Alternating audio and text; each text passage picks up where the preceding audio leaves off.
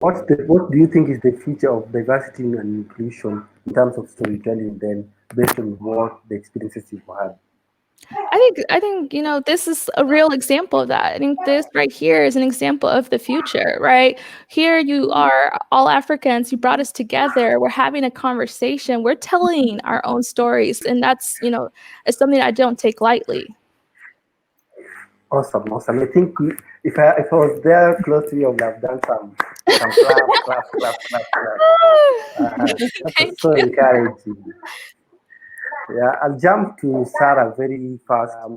I'll ask Sarah. Sarah, photography is a tool that creators around the world can use to eradicate stereotypes and break barriers to regional issues. What are some of the issues your photography has highlighted to ensure that diversity and inclusion are highlighted? So when it comes to the work that the stories that I choose to tell, I definitely think that they're influenced by that. I did a series on people with albinism. I've worked on ballet in Kibera. I mean, I've done a number of stories, mostly centering around women. I think that's important for me, and basically women and the issues that are, and their stories, and just trying to highlight those in how I work. Sarah, tell us, as a founder of African Women Photographer, how does it enable you to leave no one behind and create increasing participation in the sphere of photography and storytelling? When I started photography, 5 or so years ago, I probably couldn't, I had heard so much about, different Western photographers. Those were kind of the benchmarks. I probably couldn't have named, 10, 15, 20 African women photographers. And that bothered me because, again, it kind of informed who was controlling the narrative, whose stories were being told, whose stories we had access to. And that bothered me, particularly because I'm interested in young women and allowing them the opportunity to also tell their stories.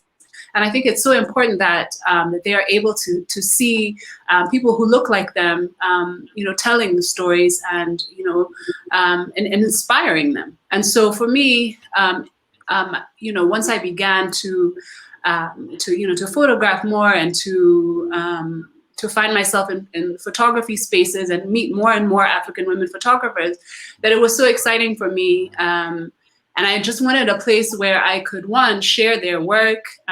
These are a lot of women who have inspired me as well, whose work I admire. But to create a place where I could share their work and to celebrate it, but also, to be a resource for others.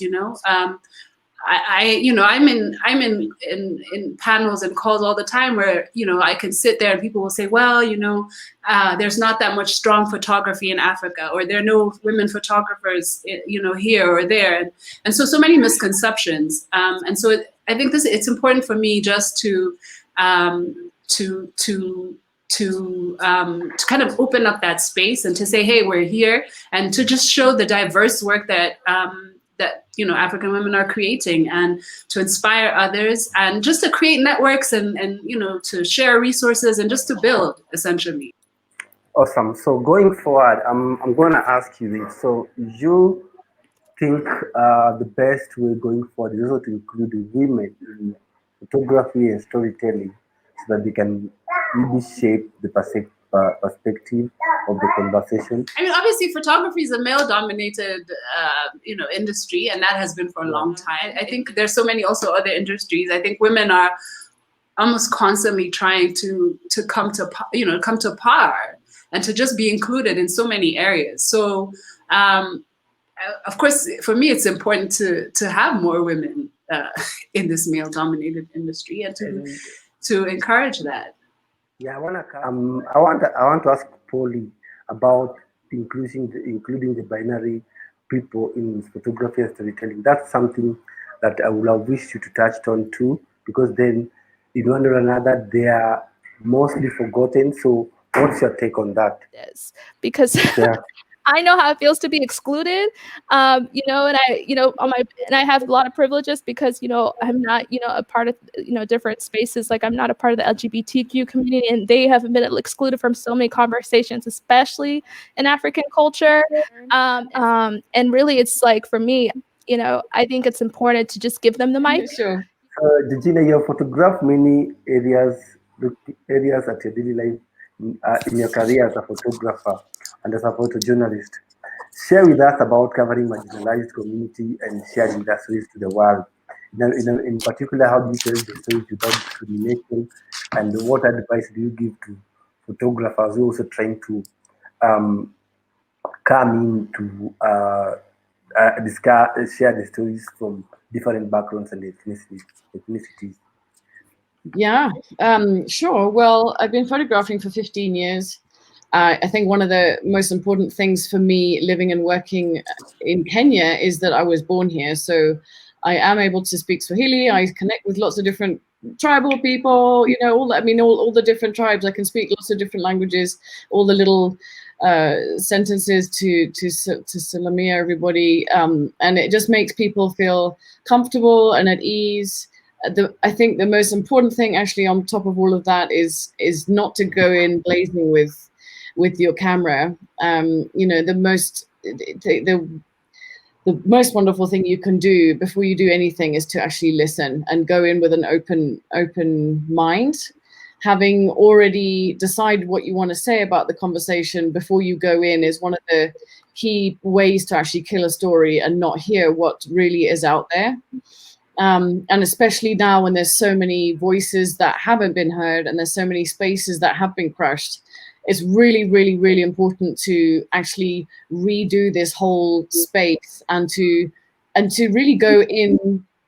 I mean, it's very, very hard to wipe the slate clean, wipe our minds clean, and wipe those places so that we can go in with an open mind. But if you do calm yourself and you go in quietly and you really can actually hear the spaces in between the spaces, I think that's a really important thing that I've learned over the last 15 years.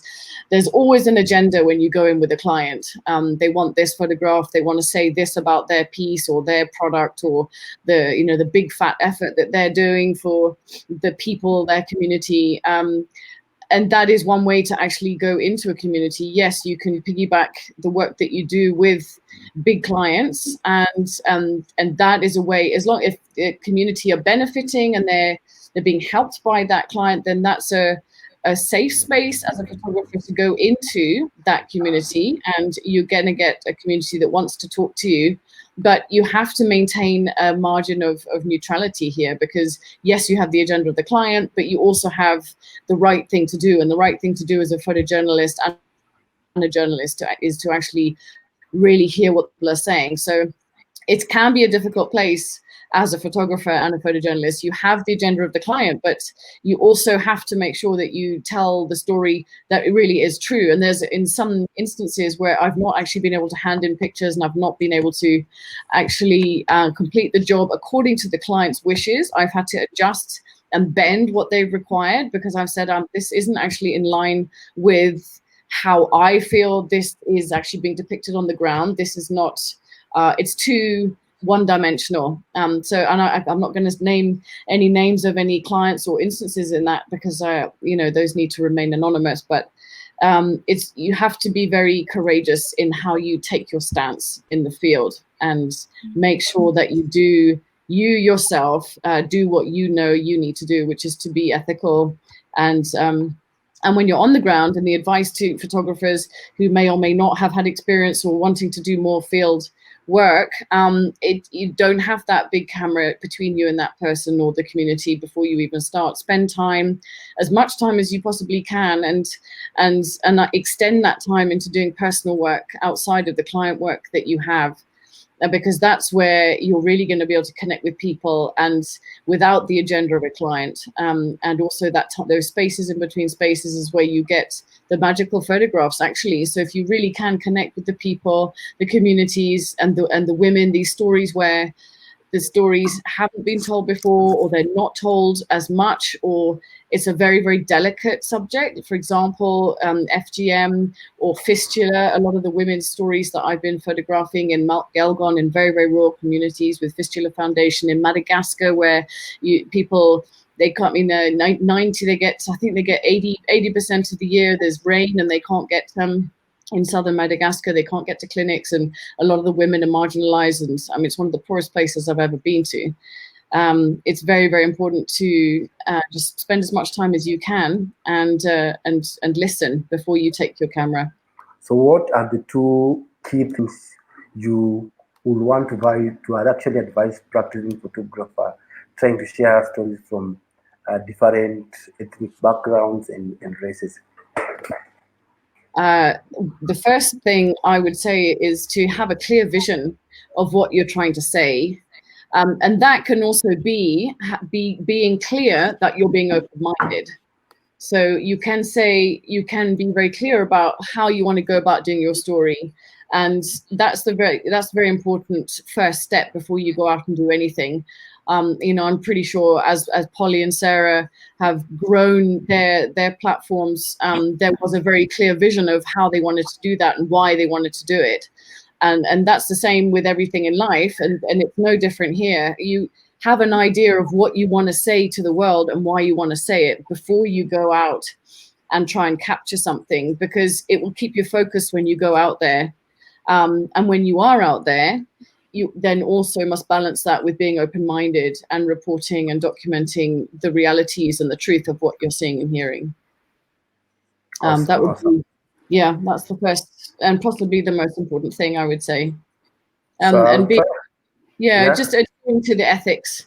If somebody doesn't want to be, there's these, I'm sure all of us know what these are, but when we're under the pressure of an assignment, when we're not quite sure of the body language we're reading, there are these spaces that you really have to listen to outside of, alongside rather, the conversation that you're wanting to document. It's the subtle body language and what people are telling you ethically. So if somebody doesn't want to have their story taken, or the body language of, you have your camera on you, don't suddenly spring the camera up into the conversation, and just make sure that everybody knows who you are and why you're there. And then they can share honestly and openly if they want to, and share and you can explain where the story is going to be taken, how you're going to use it, what's going to happen.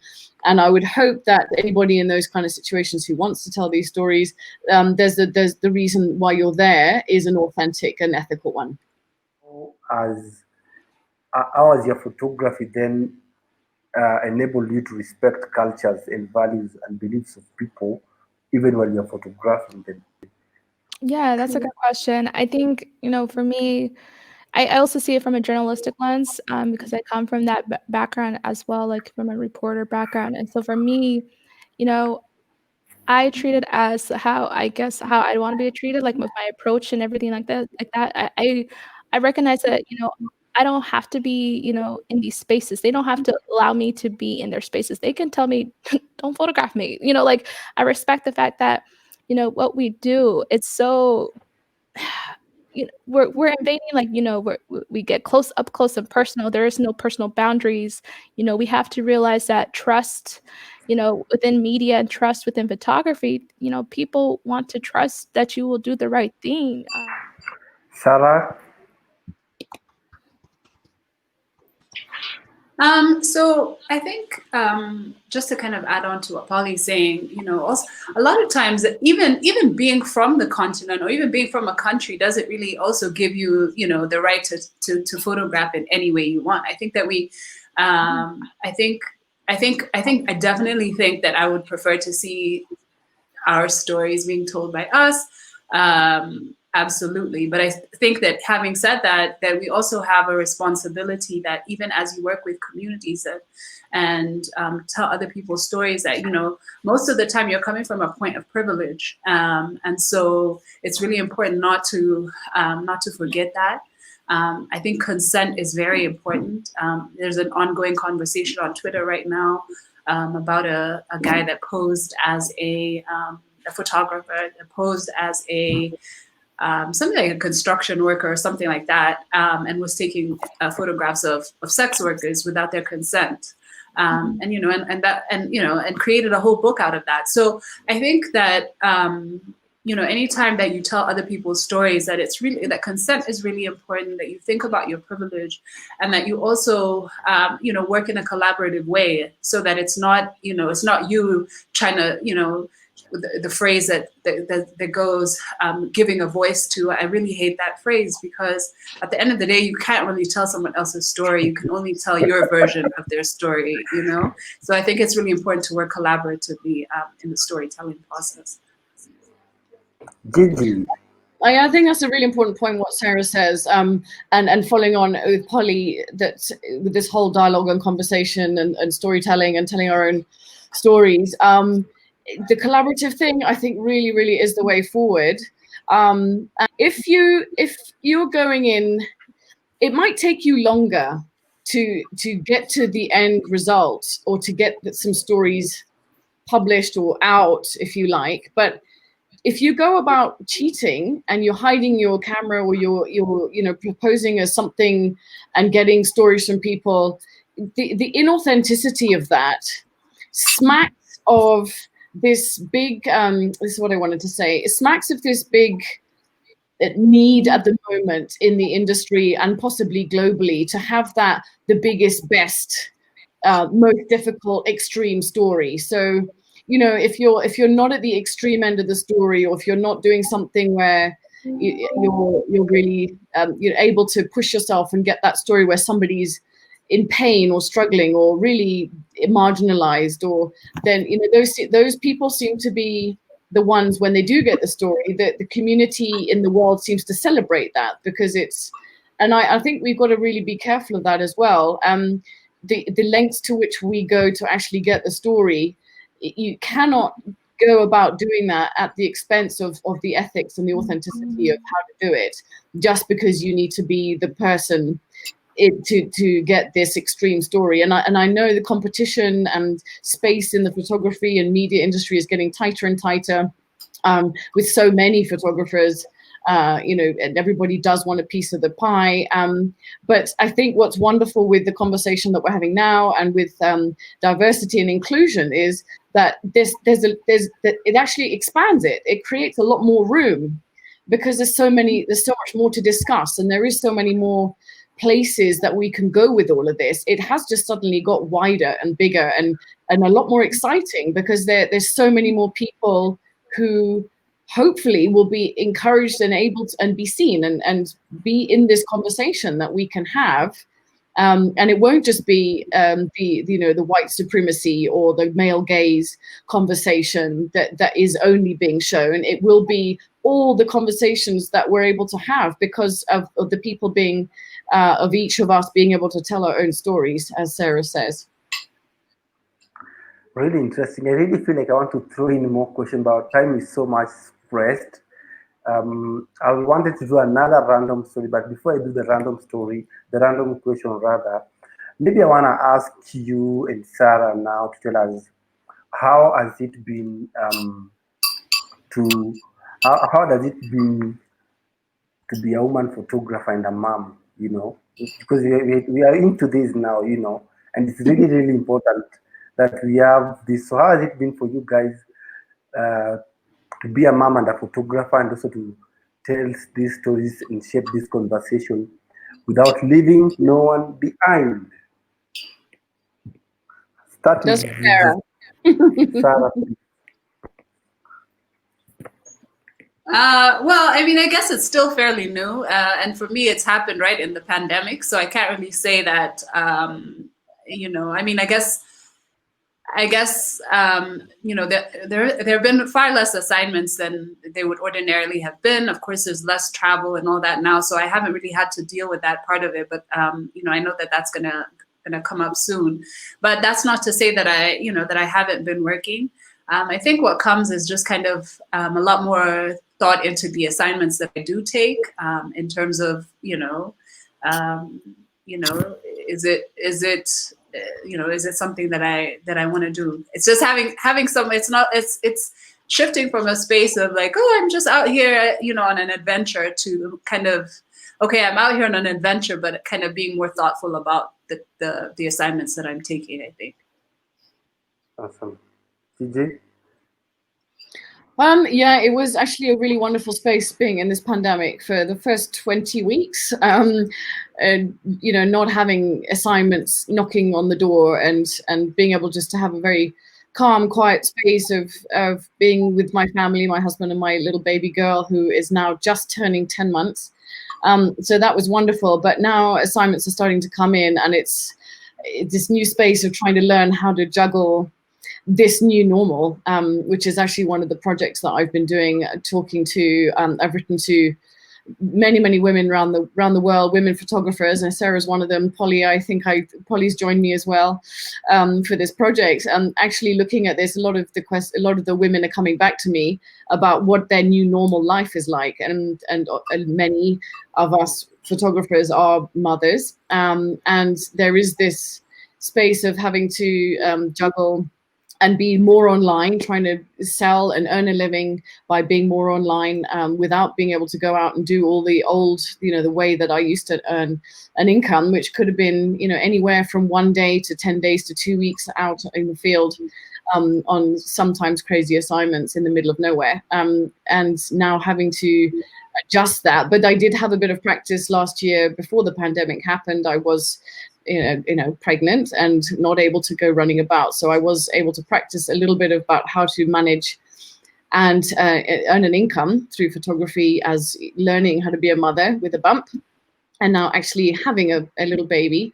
So I have expanded my company into a media agency. It's Georgina Goodwin Images, or GG Images for short.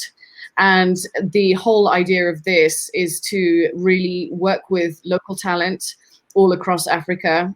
So we're going to be expanding our network and working with local media, translators, producers, directors, photographers, videographers.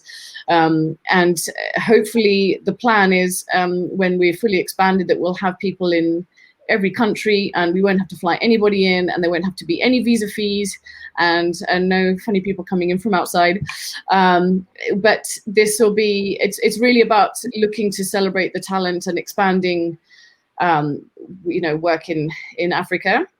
And so as a Canon trainer, and also with the World Press Photo Global 6x6 global talent program, I'm also a mentor for that. This is another way where I'm helping with helping and hoping to work with more and more African photographers, and doing with the diversity and inclusion, and just mentoring young photographers and expanding that network of talent, so that the international standards, just keeps growing, and that we can keep telling our own stories. We need to start shaping our conversation, and I want to thank you all for joining the platforms today. It's been amazing to have you guys. So before we round it up, I just want all of you, I want to give you a moment to just share your parting shots, and then I'll come and close lastly. So I'll start with Polly, then Sarah, then Gigi, then I'll close. We could talk about this for a while. For me, I think we're all very passionate about, making sure that the narrative belongs to us, and I'm very excited about seeing this grow. Happy to talk to anyone offline. I'm sorry, I just have a weekly editorial meeting that I can't miss for work, but I'm very excited and thankful for this. I just wanted to say thanks for having me on this panel, and it's been a pleasure to share it with you, Georgina, and Polly, of course. And I can't really wait to see the work that comes out of all of our initiatives, and just kind of to continue the conversations, and just root for that change. Yeah, thank you guys. I'll also just finish this off. I know Polly's got to go. I'm just really grateful for all the time to spend with us here. You've got incredible wealth of knowledge and experience and vision going forward, taking this narrative. So from us at Africa Photo Chat, we're really, really grateful. I just want to speak to the people who are backstage. Hopefully you can hear us, and there is a dialogue box on the right-hand side for comments. Please just give us your email address so that we can link you into our database and give you the link to this conversation, which will be online for our archive, in our archive